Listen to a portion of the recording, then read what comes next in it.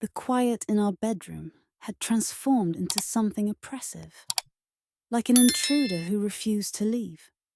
This wasn't the peaceful quiet of mutual understanding, but something hollow and cold, a space where closeness used to live. My husband John lay next to me, facing away, his steady breathing the only sound piercing the heavy stillness. I studied his sleeping features, once so familiar, now seeming like those of a stranger. The man who had been my closest companion now felt like someone lost in his own private world. Our marriage, once bright with passion and joy, had become worn and faded. The fire that once burned between us had cooled to barely glowing embers. We went through our daily routines mechanically. Morning coffee, evening meals, quick kisses. But the deep connection we'd shared was gone. Intimacy had become an obligation rather than something we both wanted. John, who used to be so passionate, now moved through our encounters like he was half asleep. I would lie there, my body present, but my heart completely detached. One night, as we lay in that unbearable silence, John turned to me with an intense look in his eyes.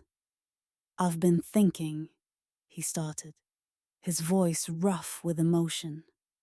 "Maybe we need to try something different." My pulse quickened. Different how? "I've read about couples who explore other options to bring back the spark," he continued hesitantly.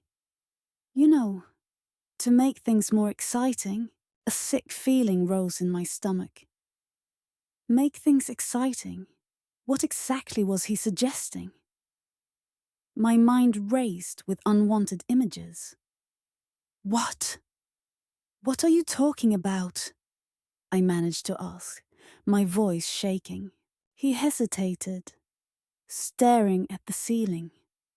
"I think you should sleep with another man." The words hit me like a punch. I sat up sharply, struggling to breathe. "What?" I gasped, disbelief and anger churning inside me.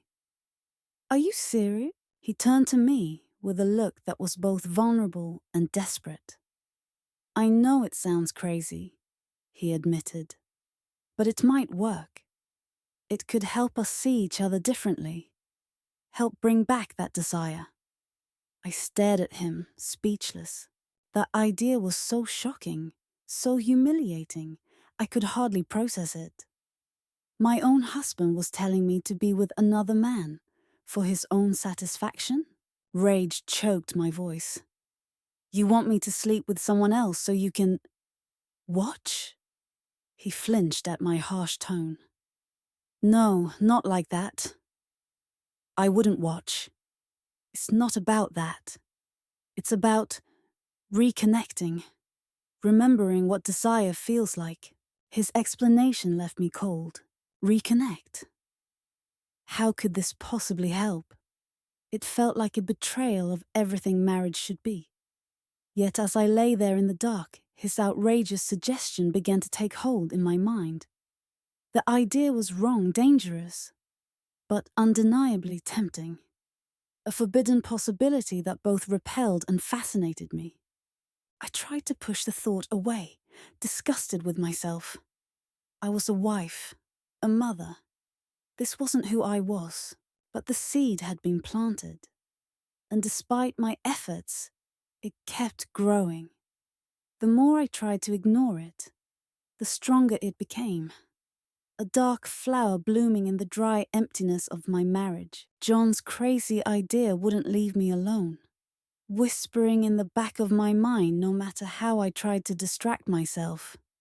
The thought of being with another man, of exploring needs my marriage couldn't satisfy, was both frightening and thrilling.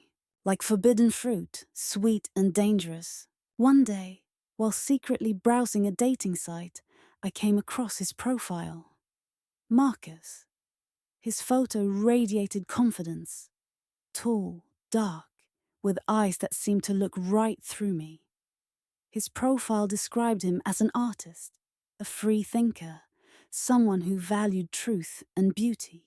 There was something wild about him that both attracted and scared me. With shaky fingers, I sent a simple hello, feeling both brave and foolish. To my surprise, he replied right away, his message warm and engaging. Over the next few days, we exchanged messages that flowed easily. He was clever, thoughtful, and seemed to see past the image I showed the world to the real woman underneath. As we talked more online, a strange excitement grew in me. The idea of meeting him, of feeling his touch, sent shivers through my body.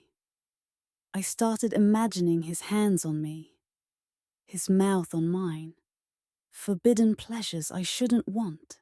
When he suggested meeting for coffee, I said yes, my heart pounding wildly. The wait was torture, both thrilling and terrifying. On the day we met, I took extra care, getting ready, choosing clothes that were attractive but not obvious. My hands shook on the steering wheel as I drove to the cafe. What if he wasn't what I expected? What if I wasn't? When I finally saw him sitting by the window, my breath caught. He was even better looking in person, with a smile that drew me in and eyes full of intelligence and curiosity. Our conversation came easily, with moments where our eyes locked and my stomach flipped. He was fascinating, smart, passionate, and with a depth that both intrigued and unsettled me. As time passed, I felt myself being pulled toward him in ways I couldn't explain. The connection between us took me completely by surprise. An electric current that surged with every accidental brush of fingers, every lingering look. As daylight faded, he moved closer, his intense gaze locking with mine. "I need to see you again," he breathed, voice thick with want. My pulse hammered wildly. "Me too," I managed to whisper, the words barely escaping my lips. His slow, knowing smile made my skin tingle. "Excellent," he rumbled, "because I've got plans for us." The following days passed in a haze of nervous excitement.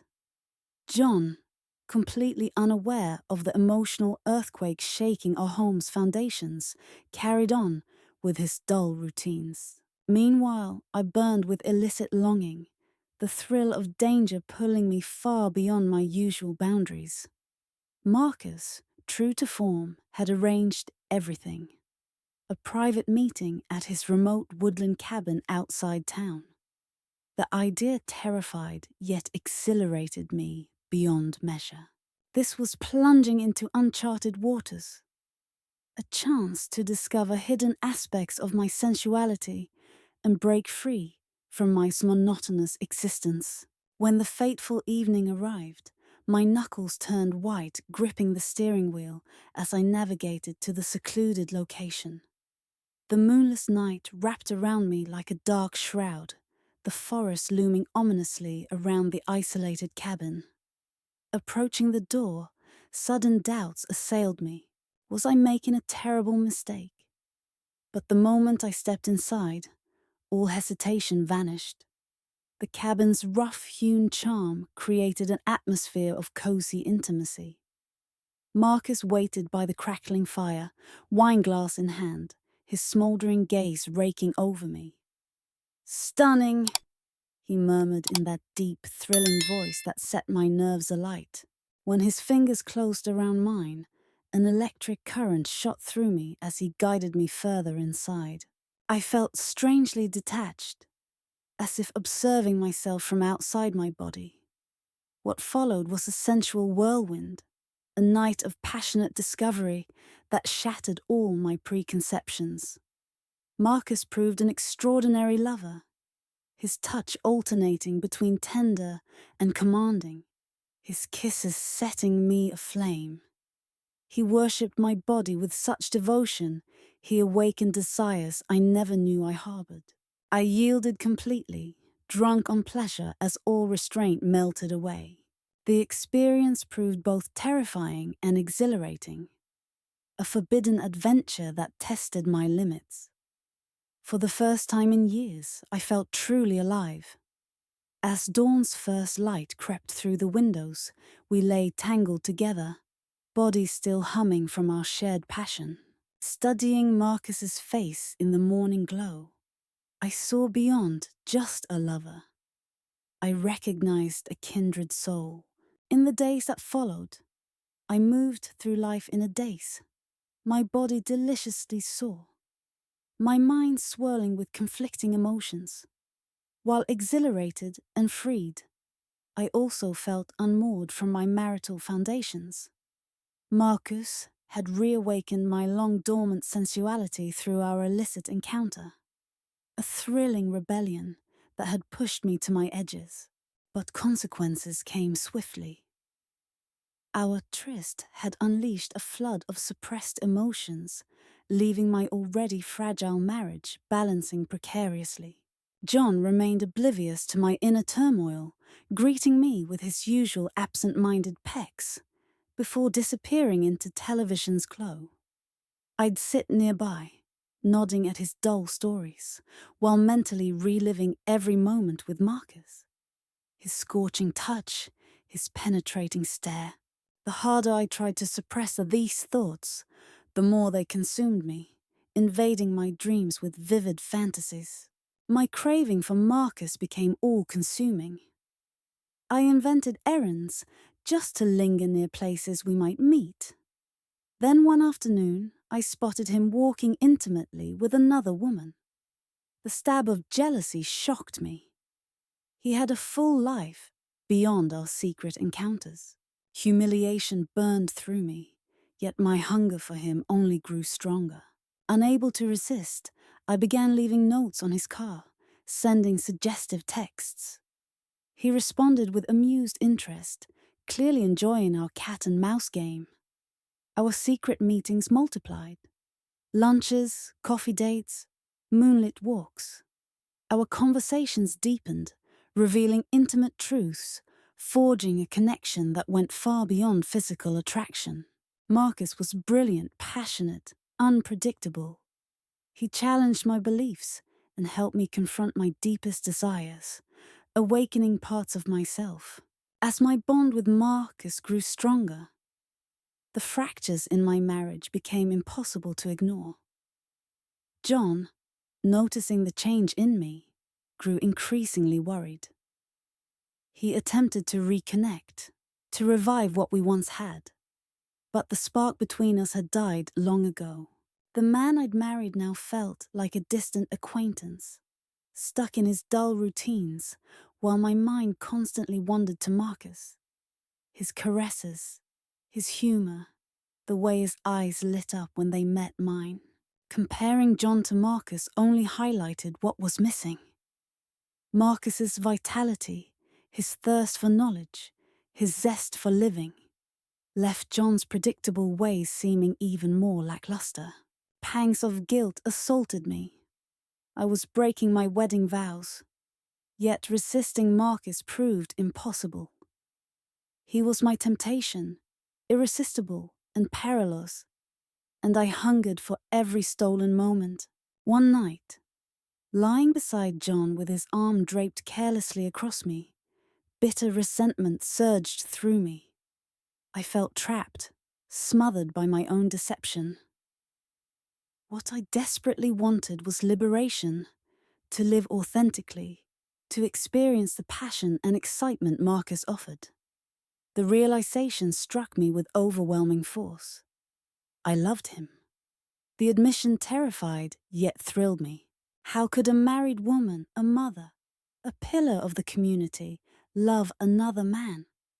Yet denying it was futile. My heart had chosen Marcus. The burden of my infidelity became crushing. This double life couldn't continue.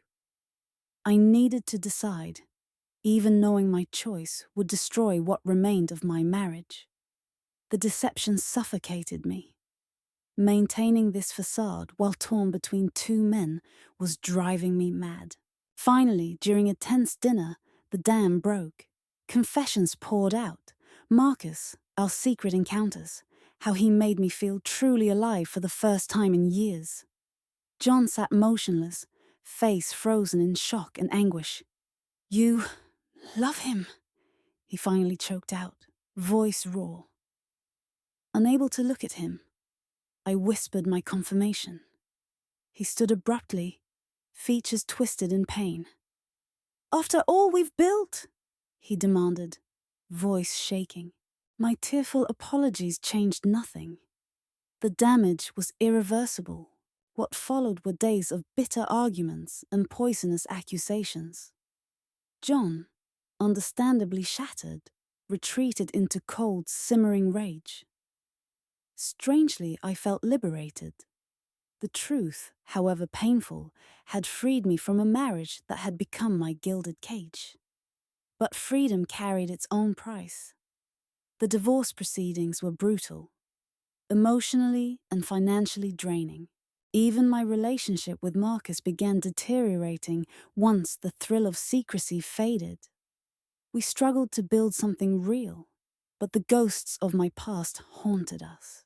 The subsequent years brought deep reflection.